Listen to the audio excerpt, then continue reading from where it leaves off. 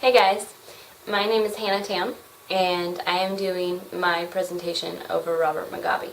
He's the president of Zimbabwe, Africa. Machiavelli, one of the philosophers that we studied in our course, said that it is better for a leader to be feared than it is to be loved, because love is considered a weaker vessel and will not help one obtain the desired outcome that they so wish. He also said that people are more motivated by way of means and ends, and that they will do whatever it takes to achieve that end that they so desire. They will go to such extents as taking advantage of a person as a way of means to get to that end that they want. Robert Mugabe is such a man. He was born in 1924, February 21st, in Kutantama, southern Rhodesia. His mother raised him mostly when his father went to work in South Africa and never returned. Robert Mugabe helped his mom with household chores, raising cattle, and doing other odds and end jobs to help make ends meet. Despite his hard upbringing, he was able to achieve a really good education from Jetsu Mission, where he received his high school diploma and went on to achieve his bachelor's in arts in history and English from University of Fort Hare. He taught in northern Rhodesia for 4 years and decided after this that he wanted to go back to school to receive his bachelor's in science and economics. In 1987, a horrific thing happened where the anti-government rebels came and killed 16 white missionaries near the Matabele land.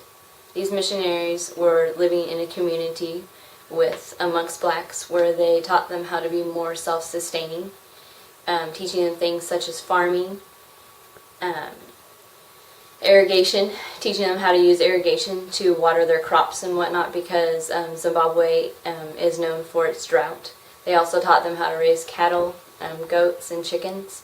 They taught some of the women how to bake, and they even started a ministry reaching out to women coming out of prostitution by meeting weekly and teaching them how to quilt and knit. Amongst the 16 whites that were killed, there were 4 men, 5 women, and 7 children, the youngest being 6 weeks old. You may wonder why I chose Robert Mugabe as my man to talk about as a leader. The reason I did is because my parents lived in Zimbabwe amongst this community where these 16 whites were killed. They lived there for 2.5 years and moved back to the States 2 months before all these 16 whites were killed. This incident happened right before Robert Mugabe became president in 1987. After this incident, he decided to join his union with Nkomos and continue their movement as far as wanting to move out all the whites out of the country of Zimbabwe.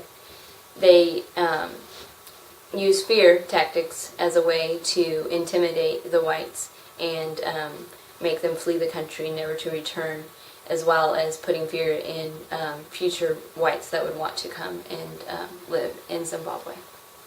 The people of Zimbabwe were filled with hope when Mugabe was sworn into office, because he had such a charismatic personality and had a seemingly freedom-based agenda by promising the blacks that he was going to give back them their land that was theirs before the whites came and took over. However, not long after Mugabe was in power, his agenda changed. He became a man that sought only to achieve ultimate power. He used fear tactics as a way of ruling and was only interested in what benefited himself. Mugabe has been reigning in power for over 26 years. He is now 89 years old and has rigged almost every election that has ever been since he's been president. He uses starvation as a way to get people to not come to the voting polls. He has basically brought what was known as the breadbasket of Zimbabwe to an utter halt. It used to be a very prosperous country, and now it is known for really nothing. People are without jobs. Hyperinflation has set in so much to where people are taking almost bags and wheelbarrows full of money to the grocery store to buy just a loaf of bread or milk, and that's if they can even find those things. Upon receiving money or earning money, they have to go out and spend it almost immediately because the value of their money, it loses value so quickly. Mugabe has even been compared to Hitler and has been actually called the Black Hitler of his time.